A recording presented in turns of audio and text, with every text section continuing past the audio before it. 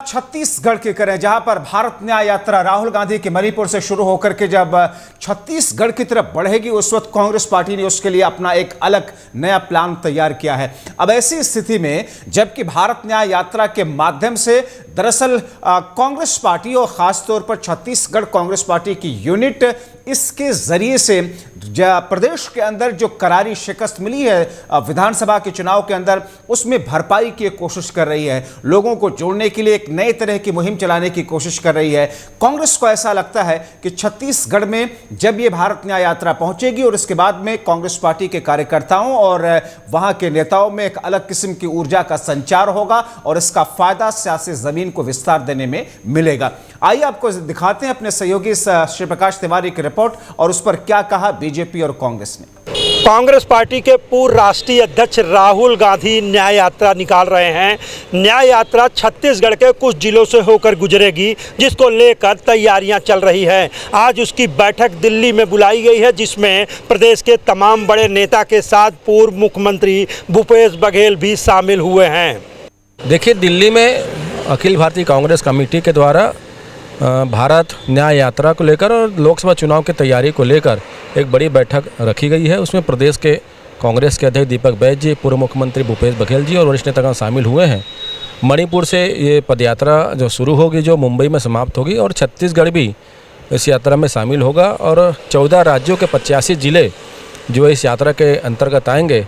और इस न्याय यात्रा के माध्यम से प्रदेश के हर वर्ग की आवाज़ कांग्रेस पार्टी उठाएगी और जो देश में महंगाई है, बेरोजगारी है, गिरती अर्थव्यवस्था है और जनता की आवाज़ को उठाने का काम किया जाएगा। 10 साल की जो सरकार है केंद्र में बैठी हुई, जिस अराजकता से पूरे देश के हर घर परेशान है, इस न्याय यात्रा के माध्यम से उनको न्याय दिलाने के लिए आवाज़ उठाई जाएगी और 2024 में केंद्र में बदलाव की मुहिम से शुरुआत हो। राहुल गांधी जी ने भारत जोड़ो यात्रा निकाली थी, उनकी पार्टी की पूरी दुर्गति हो गई है। प्रदेश की जनता ने उनको पूरी तरह नकारा है और अब अगर वो न्याय की बात करेंगे तो छत्तीसगढ़ के आदिवासी और यहाँ के किसान पूछेंगे कि 5 साल में जो उनके हाथ में अन्याय हुआ है उसका जिम्मेदार कौन था। 5 साल में राहुल गांधी जी ने ना आदिवासियों की बात सुनी, ना युवाओं की पुकार सुनी, ना यहाँ के किसानों की बात सुनी। तो किस मुँह से न्याय मांगने आ रहे और कैसी न्याय यात्रा निकालेंगे, इस बात को समझा सकता है। लेकिन वास्तव में ये एक प्रकार से बड़ी हास्यास्पद बात है कि जब सरकार जाती है तब ये न्याय अन्याय की बात करते हैं, जब सत्ता में रहते हैं तो सिर्फ कमीशन खोरी की बात करते हैं। प्रदेश की जनता इनको माफ नहीं करेगी।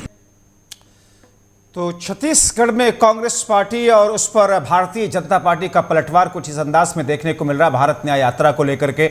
हमारे सहयोगी श्री प्रकाश तिवारी हमारे साथ में इस वक्त जुड़ रहे। श्री प्रकाश, मणिपुर से शुरू होकर के इस यात्रा को छत्तीसगढ़ होते हुए आगे गुजरना है।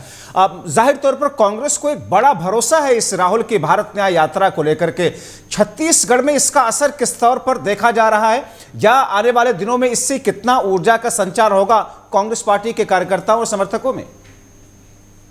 देखिए, जब्बार, आपको बता दें कि जिस तरह से इस यात्रा की पूरी तैयारी छत्तीसगढ़ में शुरू हो गई है, हालांकि कार्यकर्ताओं में एक उत्साह भरने की कवायद शुरू हो गई है। आज इसकी बैठक है, बड़े तमाम नेता जो हैं वो दिल्ली में हैं और किस तरह से रणनीति बनेगी। मणिपुर से ये यात्रा शुरुआत होगी, छत्तीसगढ़ होते हुए ये महाराष्ट्र तक जाएगी।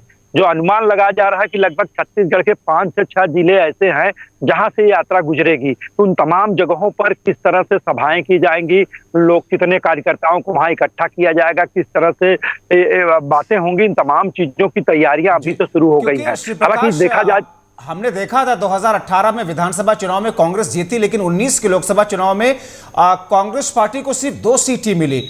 11 सीटों में से 9 सीटों पर बीजेपी काबिज थी और इस बार तो बीजेपी का पलड़ा और भारी है विधानसभा चुनाव के नतीजों के हिसाब से। देखा जाए तो जो जब्बार वोट ऑफ परसेंटेज की बात करें तो कांग्रेस और बीजेपी के वोट ऑफ परसेंटेज में बहुत ज्यादा अंतर नहीं है, लेकिन लोकसभा चुनाव और विधानसभा चुनाव दोनों मुद्दे अलग हो जाते हैं। देखा जाए तो जिस तरह से विधानसभा चुनाव में मोदी की गारंटी काम की, वैसे ही अब राम मंदिर का उद्घाटन 22 जनवरी को हो रहा है। उसके बाद तमाम तरह के हथकंडे बीजेपी अपनाने को शुरू कर दी है। तो निश्चित तौर पर अब न्याय योजना के सामने मोदी की गारंटी कितनी भारी पड़ती है, या राहुल गांधी का न्याय यात्रा जो है वो कितना भारी पड़ता है, ये तो आने वाला समय बताएगा। लेकिन जिस तरह से उत्साह भरने का काम जो है राहुल गांधी करने जा रहे हैं, तो निश्चित तौर पर देखा जाए तो अभी कांग्रेस के जो कार्यकर्ता हैं काफी उत्साहित नजर आ रहे हैं। वहीं भारतीय जनता पार्टी, क्या ये यात्रा जब छत्तीसगढ़ पहुंचेगी वहां पर अब कार्यक्रम भी कुछ है, वहां पर संबोधन भी होगा राहुल गांधी का, कुछ इस किस्म की जानकारी आ पाई वहां पर?